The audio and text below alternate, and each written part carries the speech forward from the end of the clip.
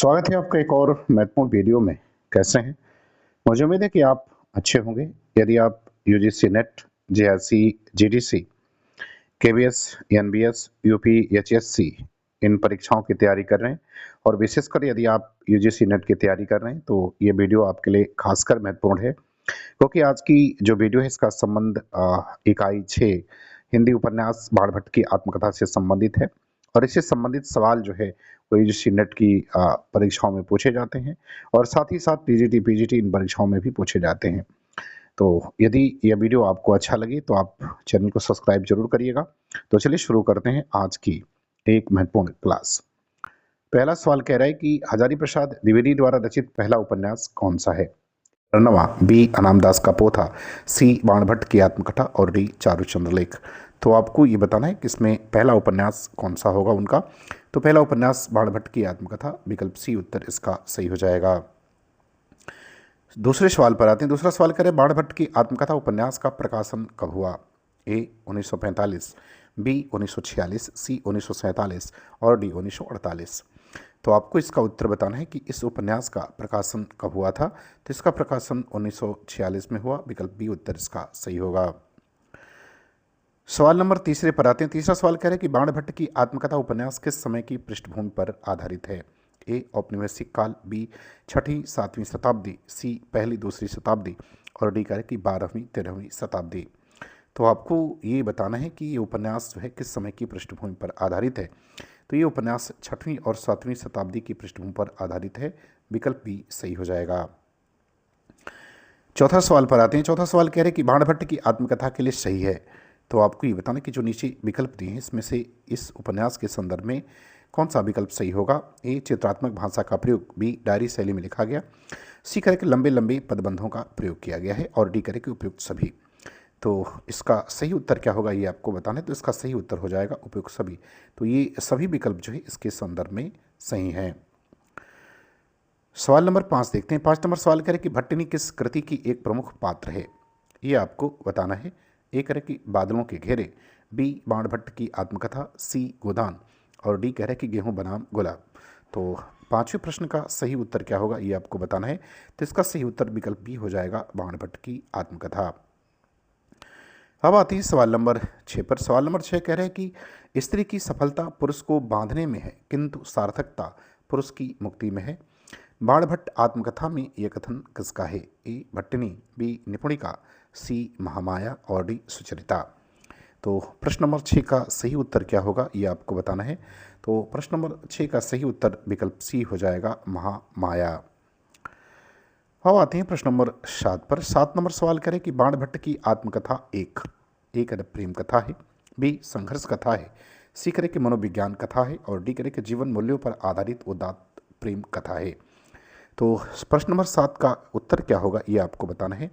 तो इसका सही उत्तर विकल्प डी हो जाएगा, जीवन मूल्यों पर आधारित उदात्त प्रेम कथा है। प्रश्न नंबर 8 पर आते हैं। 8 नंबर प्रश्न करें कि हजारी प्रसाद द्विवेदी ने अपने किस उपन्यास में नारी जीवन को गरिमा प्रदान करके आधुनिक जीवन दृष्टि का ही परिचय दिया है? ए बाणभट्ट की आत्मकथा, बी चारुचंद्रलेख, सी पुनर्नवा और डी अनामदास का पोथा। तो 8 नंबर प्रश्न का सही उत्तर क्या होगा ये आपको बताना है। तो इसका सही उत्तर विकल्प ए हो जाएगा, बाणभट्ट की आत्मकथा। अब आते हैं प्रश्न नंबर 9 नंबर सवाल कह रहे हैं कि बाणभट्ट की आत्मकथा में बाणभट्ट किसका दरबारी कवि था? दरबारी था अर्थात किसके दरबार में रहता था? ए हुड़ों का, बी हर्षवर्धन का, सी उपयुक्त दोनों का और डी इनमें से कोई नहीं। तो आपको इस सवाल का सही उत्तर बताना है कि इसका सही उत्तर क्या होगा। तो इसका सही उत्तर विकल्प बी हो जाएगा, हर्षवर्धन का ये दरबारी कवि था। बात करते हैं सवाल नंबर 10 नंबर सवाल में कह रहे कि मैं नारी सौंदर्य को संसार की सबसे अधिक प्रभावोत्पादनी शक्ति मान रहा हूँ। नारी सौंदर्य पुज है, वह देव प्रतिमा है, किसका कथन है? ए देवपुत्र, बी बाणभट्ट, सी मिलिंद और डी हर्ष। तो सवाल नंबर 10 का सही उत्तर क्या होगा? तो इसका सही उत्तर विकल्प बी हो जाएगा, ये कथन जो है वो बाणभट्ट का है। 11 नंबर सवाल पर आते हैं। 11 नंबर सवाल कह रहे कि बाणभट्ट की आत्मकथा सर्वप्रथम किस पत्रिका में प्रकाशित हुई थी? ये आपको बताना है। ए प्रतीक, बी रूपाम, सी विशाल भारत और डी करे कि इनमें से कोई नहीं। तो आपको 11 नंबर प्रश्न का उत्तर बताना है। तो इसका सही उत्तर हो जाएगा विकल्प सी, विशाल भारत। बात करते हैं सवाल नंबर 20 की। सवाल नंबर 20 में कह रहे हैं कि बाणभट्ट की आत्मकथा में कितने उच्छ्वास हैं। इस सवाल का उत्तर आपको देना है। विकल्प ए कह रहा है 10, बी कह रहा है 20, सी कह रहा है 30 और डी कह रहा है 40।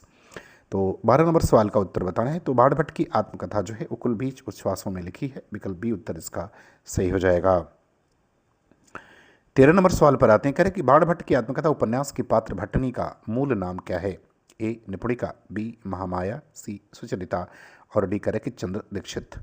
तो 13 नंबर सवाल में उत्तर सही क्या होगा ये आपको बताना है कि इस उपन्यास की पात्र जो भट्टनी है इसका मूल नाम क्या है। तो इसका मूल नाम चंद्र दीक्षित है। विकल्प डी उत्तर इसका सही होगा। 14 नंबर सवाल पर आती है। 14 नंबर सवाल कह रहे कि विषम समर विजयी वालिक विमर्दन प्रत्न बांडव देवपुत्र तुअर मिलिंद की कन्या कहकर बाणभट्ट की आत्मकथा उपन्यास में किसका परिचय दिया गया है। ए निपुणिका, बी भट्टनी, सी महामाया और डी सुचरिता। तो 14 नंबर प्रश्न का उत्तर बताना है। इसका सही उत्तर क्या होगा कि ये जो कथन है कहकर किसका परिचय दिया गया है। तो भट्टनी का परिचय दिया गया है। विकल्प बी उत्तर इसका सही हो जाएगा। 15 नंबर सवाल पर आते हैं। सवाल नंबर 15 करें कि बाणभट्ट की आत्मकथा उपन्यास में निपुणिका की बाणभट्ट से पहली मुलाकात कहाँ होती है। ए उज्जैनी, बी जालंधर, सी राजकुल और डी इनमें से कोई नहीं। तो आपको बताना है कि निपुणिका और बाणभट्ट की पहली जो मुलाकात है वो कहाँ पर होती है। तो इन दोनों की पहली मुलाकात उज्जैनी होती है। विकल्प ए उत्तर सही होगा। 16 नंबर सवाल पर आते हैं। 16 नंबर सवाल में कह रहे कि निपुणिका बहुत अधिक सुंदर नहीं थी। उसका रंग अवश्य शेफालिका के कुशु मानल के रंग से मिलता था, परंतु उसकी सबसे बड़ी चारुता संपत्ति उसकी आंखें और उंगलियां ही थीं। उंगलियों को मैं बहुत महत्वपूर्ण सौंदर्योपासना समझता हूँ। बाणभट्ट की आत्मकथा उपन्यास में ये कथन किसके द्वारा कहा गया है। ए बाणभट्ट, बी देवपुत्र मिलिंद, सी हर्ष और डी राजश्री।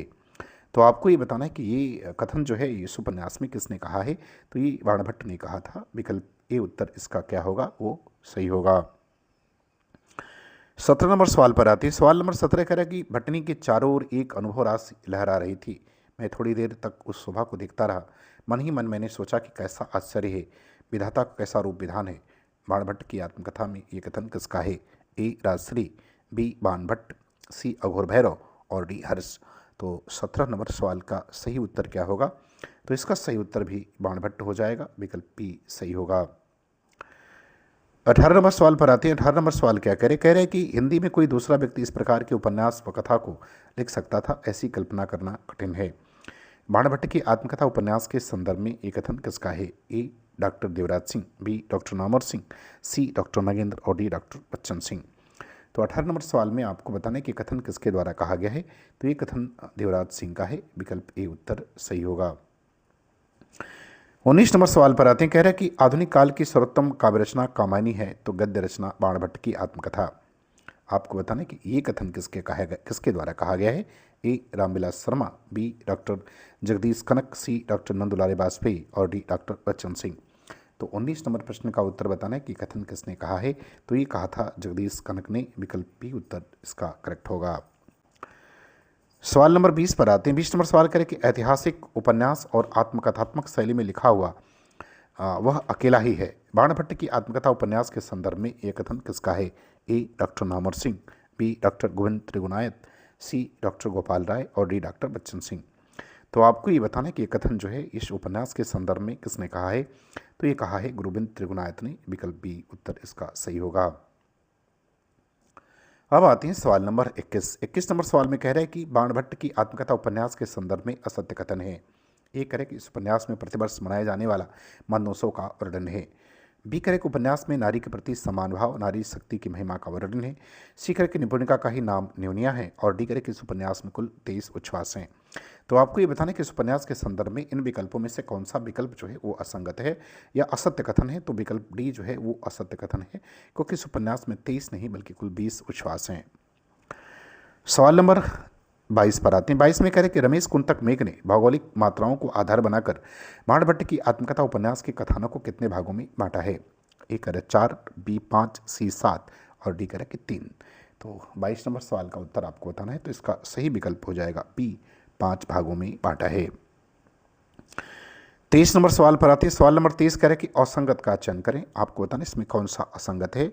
एक रख दुनिया केवल प्रस्तर प्रतिमाओं का पर जान देती है, चारुष्मिता।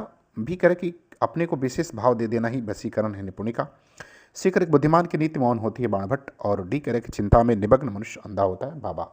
तो आपको ये बताना कि इसमें से कौन सा विकल्प जो है वो असंगत विकल्प है।